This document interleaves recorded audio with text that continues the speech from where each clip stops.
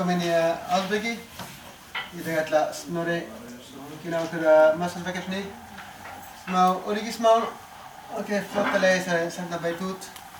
Ég senda inn og edita vinstri og Christian Snorri.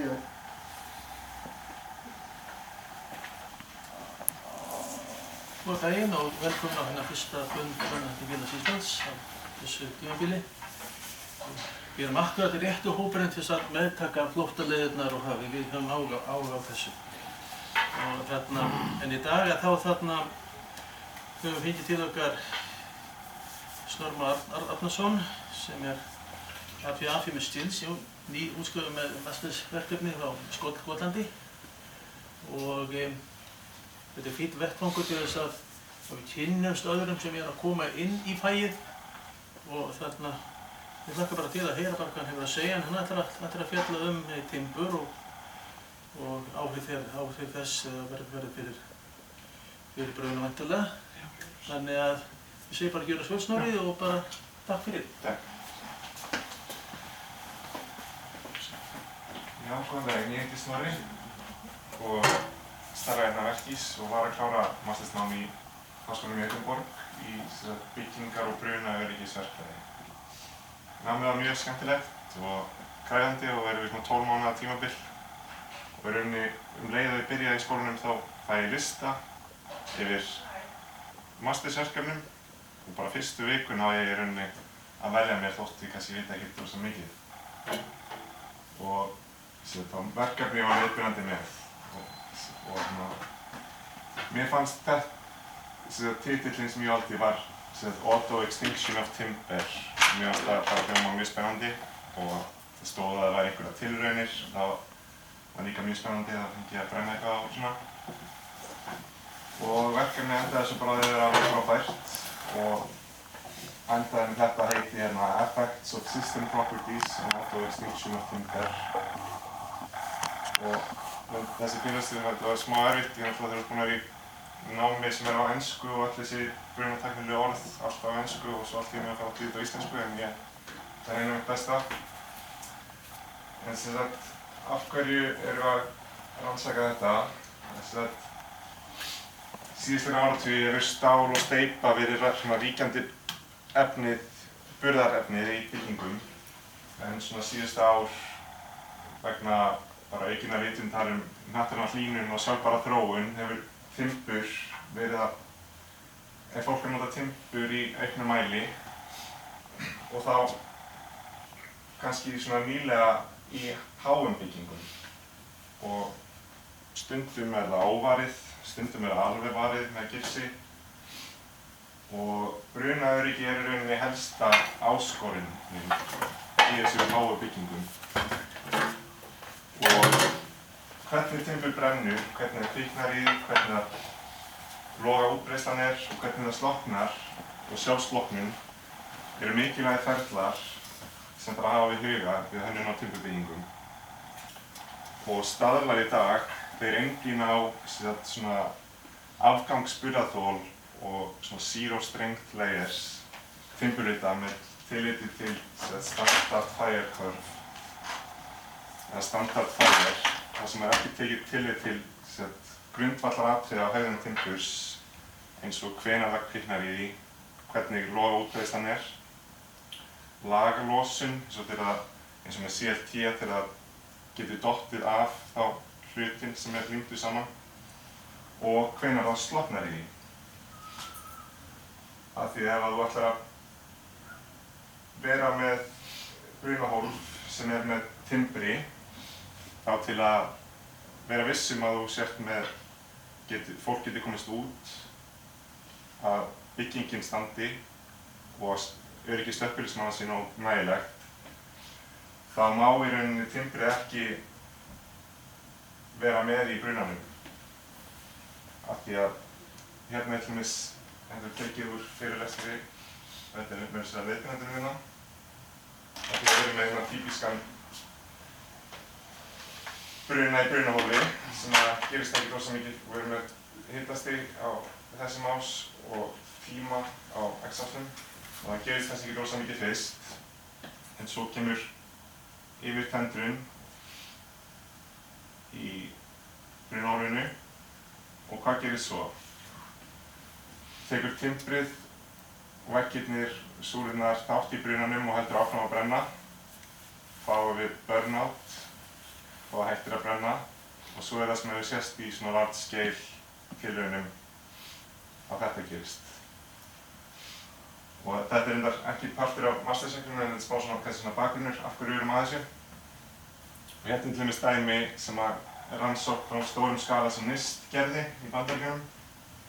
Og þá sem þetta voruð með brunahólf 9x6x3 metrar. Hérna CLT-panelar í öllum veggjum og gólfi. Ég er ekki alveg 100% viss með gólfið. En þeir settu 2 plötur af gifs á alla veggi og kveiktu í.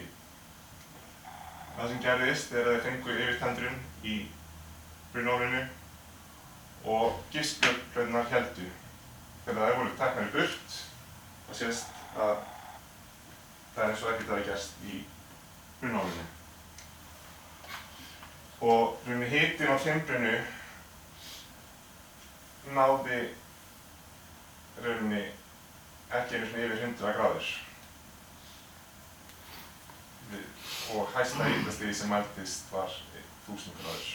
Þess að gifsplöturnar náðu að verja það. Svo prófaðu þeir með 2 veggi með 2 gifsplötum. Restinn er bara sýnileg CLT. Það sem gerist þá var að það þurfti að slökkva af því að timbrið var alveg einmólega í eldinum og tók þátt þá í brunanum. Þannig að það er mikilvægt að það slokkni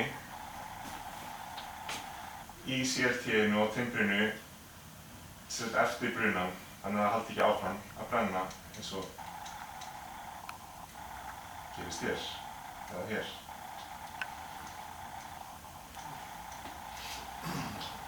Og þegar timbur við ytri varmageislun eða heat flux þá myndast 3 svæði, þessi þurrsvæði sem að kolunarsvæði og hitasundrunarsvæði eða pyrolyzing zone og lífrænu efnasamböndin í timbrinu þau sundrast og mynda kolmónoxíð, koldíoxíð, tjöru, rokgjörn efni sem brenna ef nægileg hiti gefst og lægri blossamörk nást. Það eru hitatap frá yfirborðinu. Loginn kemur með varmageislun aftur á timbrið. Við höfum hitaleiðni í gegnum timbrið yfir í þurrsvæðið, með úrvöknunarsvæðið og þurrsvæðið sem að þá gufar vatnið upp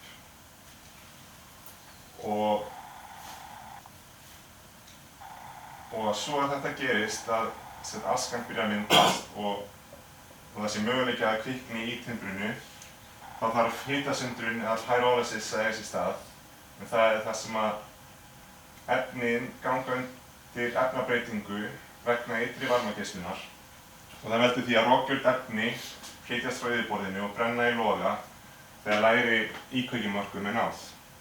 Og það eru svona 3 stig hitasundrunar, það eru undir 200 gráður.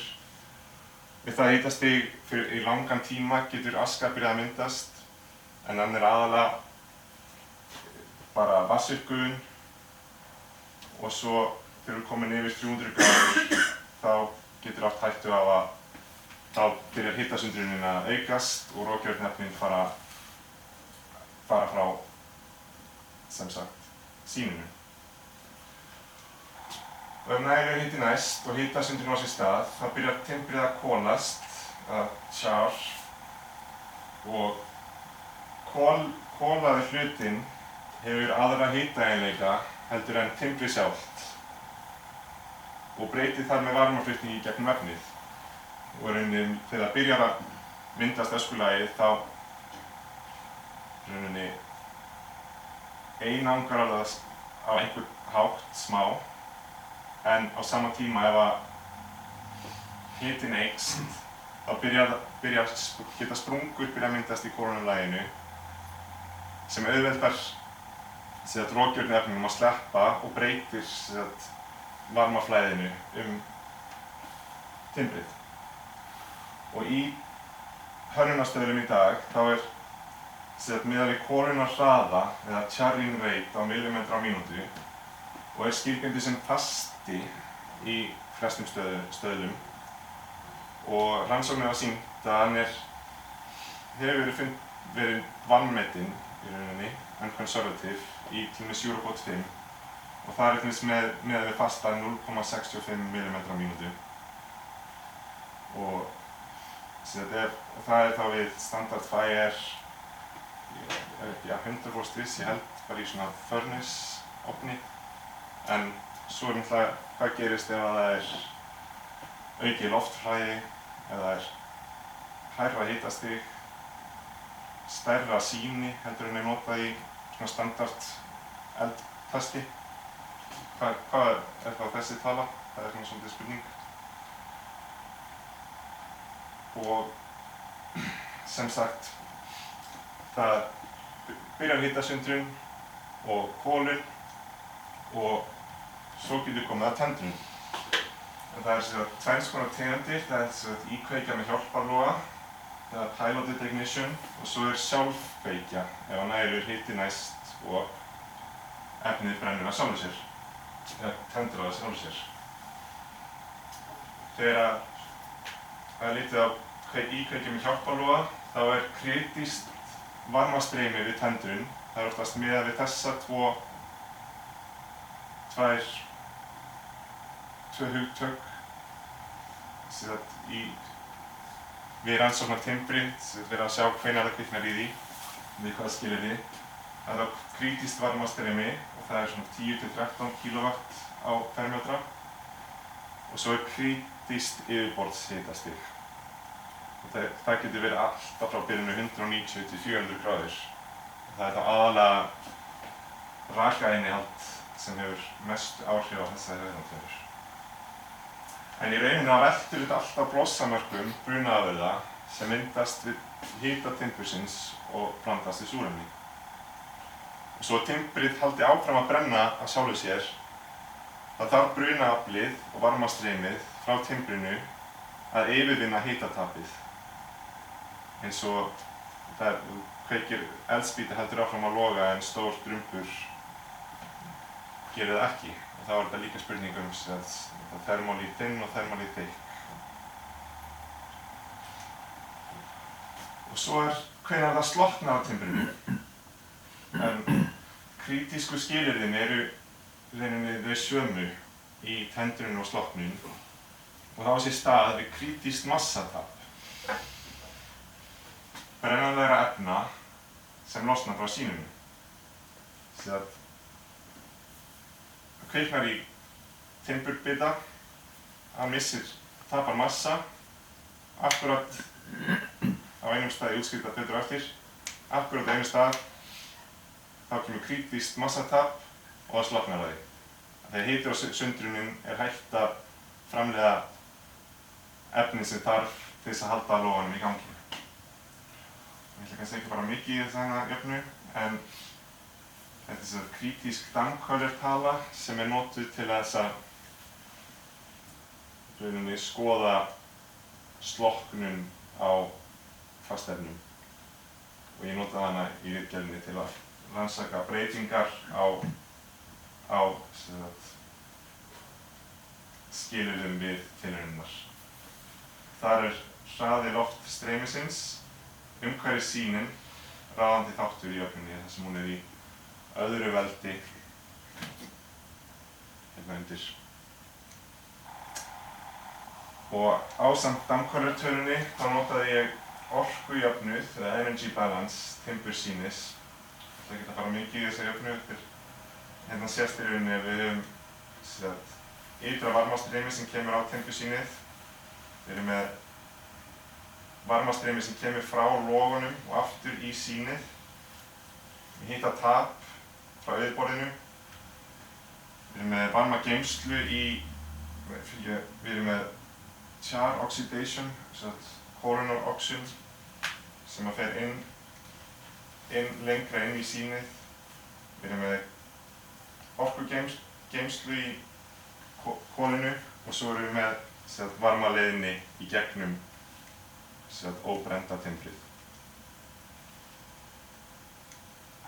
Og nýlegar rannsóknir á sjálfslokknun timburs hafa sýnt að krítísk varmageislun, sem þá sú varmageislun sem krítísk við sjálfslokknun, frekar mismunandi og þá aðalskýringin í rauninni geti bæði verið vegna stærðar sýnanna, þessir 120 sem 120 og þetta 85 sem 85, en geti einnig verið út af því hvernig tækjabúnaður notaður til þess að gera rannsóknirnar. En svo á sama tíma sjáum við að krítíska massatapið mjög svipað á milli úr literature. Og það sem ég gerði var að ég vildi skoða þetta aðeins betur og fylgdi verkum þessara hérna, Campbell og Bartlett, og mig langaði að sjá hvað gerist ef ég breyti stefnu varmastreymisins þegar ég nota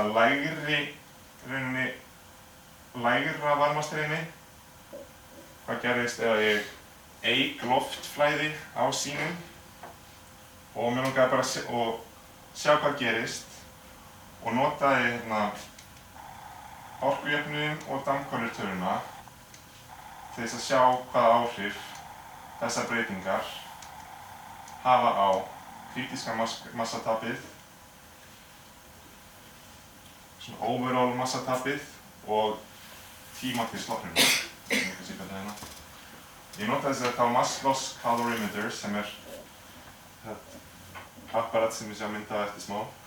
Það sem ég rannsakaði heildarmassatap yfir alla tímalínuna, krítíska massatapis sjálfslokknun, tími til sjálfslokknunar, áreiðanleika prófunaraðferðinnar, áhrif þvingaðs og aukins loftstreymis á massatap timbursýnanna og notaði til hliðsjónar orkujöfnuðinn og dampkolurtöluna. Ég notaði skógarfuru, ég held að það sé það, European Redwood, 94 mm og notaði þessi þrjú varmastreymi, 15, 25 og 35 kW á fermetra. Ég byrjaði að gera 12 endurtekningar í ljóðréttri stöðu til að kanna áreiðanleika og prófunaraðferðirnar og sjá hvort að niðurstöðurnar voru gjörsamlega slembikenndar eða hvort það voru sömu hvert skipti. Ég gerði samanburð á lóðréttri og láréttri stefnu varmastreymis og áhrif aukins loftflæðis á yfirborð sýnanna. Það voru í heild rúmlega 75 tilraunir sem eru 46 klukkustundir af mér bara að horfa á timbursýni brenna og bíða eftir það slokkni. Þannig að það var mjög mikinn tíma og ég gat aldrei farið út úr labinu eða neitt af því að ég mátti ekki missa því hvenær það myndi slökkna. Þannig að þetta var oft mjög langir dagar. En hérna tækið sem ég notaði, og þetta mass loss calorimeter, það var ég með og það er hægt að setja hann í 2 stöður. Það er lóðrétt staða, þar sem loftflæðið fer hérna upp með fram. Þetta hérna í rauninni keila, þar sem varmastreymi kemur út. Ég mæli fyrir hverja tilraun, mæli ég með svona varmastreymismæli hvaða varmastreymi ég að fá. Hérna bara massa til að mæla þyngd, bara vigt, vog. Og svo tek ég tíman á hverri sekundu hver þyngd sýnisins og svo get ég reiknað út massatapið í grömmum á fermetra á sekundu. Og ég geri þetta í bæði lóðréttri stöðu og láréttri stöðu. Og hérna kannski til að sýna ykkur Hérna svona típist massatapsgraf, eða Maslows graf. Þá hérna það sem rauða línan hérna fæ ég tendrun, sjáu hvað það rýkur upp. Svo byrja að myndast öskulagið í auknum mæli og lækkar massatapshraðinn. Nær síðan svona hálfgerðum steady state gildi. Stundum kemur allt í einu einhver ný tendrun.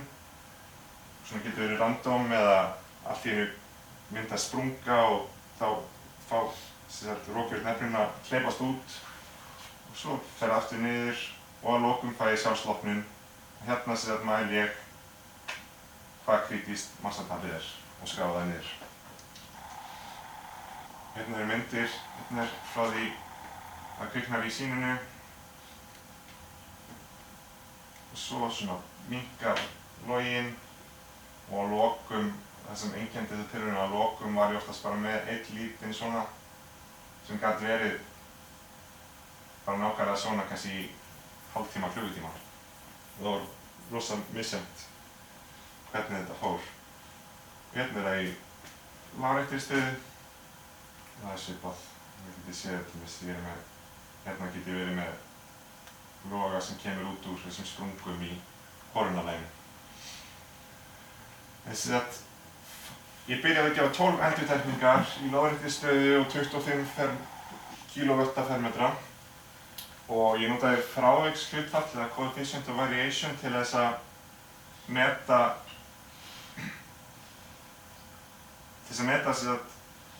hvort að ég til þess að sem rauninni meðaltal deilt með staðalfráviki og ég notaði það til þess að sjá hversu áreiðanlegt bæði kritískt massatapið var og tíminn til sjálfslokknunar. Og frávikshlutfall kritísks massataps var 16%.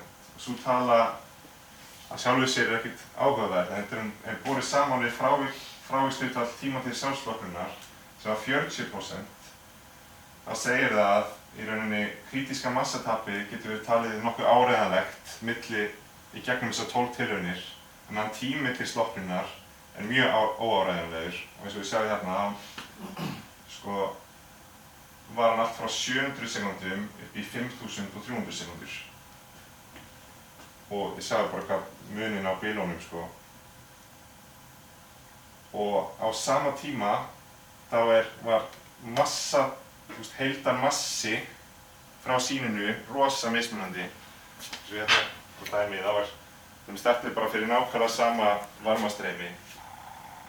En þessi hérna slokknar eftir 700 sekúndur, þessi 5000. Bara við nákvæmlega sömu skilyrði.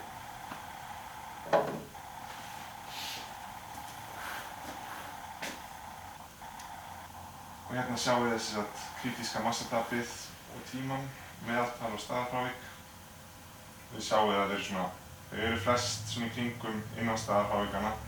Og svo eru við með 2 svona sem passa ekki alveg, vil ekki alveg vera með. Næst skoða ég áhrif þess að auka varmastreymið. Og út frá því sá ég sem kom kannski ekkert rosa mikið óvart var að með aukið varmastreymi þá hækkar massatapsferillinn. Svo prófaði ég að breyta stefnunni, lóðrétt og lárétt staða. Og það sem ég sá þar var að það var eiginlega engin munur fyrir öll varmastreymi.